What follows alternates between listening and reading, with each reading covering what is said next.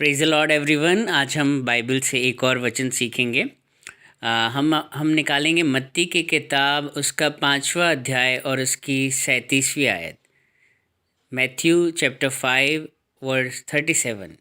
यहाँ पर लिखा है कि तुम्हारी बात हाँ की हाँ या ना की ना ही ठहरे, क्योंकि जो कुछ इससे अधिक होता है वह बुराई से ही होता है। परमेश्वर आज हमें इस वचन से ये सिखाने जा रहे हैं कि हम अपने जीवन में जो भी कमिटमेंट्स करते हैं,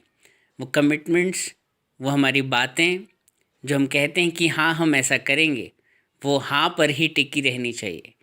बाइबल में साफ लिखा है कि तुम्हारी जो बात है वो हाँ की हाँ ही रहे या ना की ना रहे। ठीक है। आज हम कई बार ऐसे कमिटमेंट्स लोगों को कर देते हैं, कहते हैं कि हाँ मैं ये कर दूँगा, और कुछ समय बाद जब वो करने की बारी आती है, करने का समय आता है, तब हम पीछे हट जाते हैं। और कई बार हम कहते हैं कि नहीं मैं ऐसा नहीं करूँगा, लेकिन कुछ समय बाद हम उस काम को कर देते हैं। हम अपने कमिटमेंट्स को डेली लाइफ में अगर हम देखें तो हम कितनी बार तोड़ते हैं। हम बिन पैंदी का एक लोटा होता है जिसका कोई भरोसा नहीं, आपके वर्ड्स की कोई भी वैल्यू नहीं, आपके कमिटमेंट्स की कोई भी वैल्यू नहीं। लोग कहते हैं ना कि he is not a man of word, उसकी ज़ुबान का कोई भरोसा नहीं, वो कब पलट जाए। और परमेश्वर भी ऐसे स्वभाव से घृणा रखते हैं।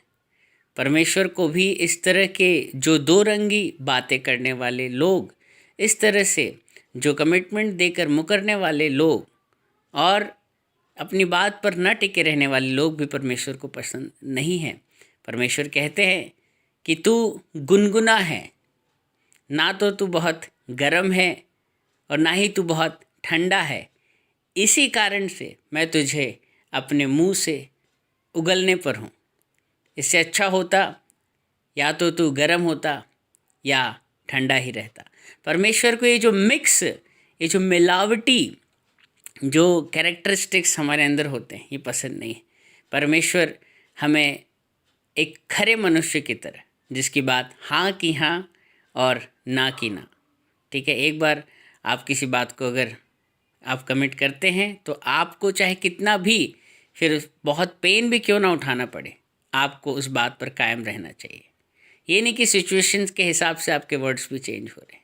परमेश्वर अपने बच्चों को भी आज इसी तरह से देखना चाहता है कि उसके बच्चे एक खरे मनुष्य की तरह, मैन ऑफ इंटीग्रिटी की तरह जाने जाएं, जिनके बातों में वज़न हो, जिनके शब्दों का एक मोल हो, जिनके शब्दों का एक महत्व हो। ये नहीं कि कभी भी सिचुएशंस आए और हम पलट जाए। हम कई बार परमेश्वर से भी कमिटमेंट करते हैं, हाँ प्रभु मैं तेरे लिए कर दूंगा।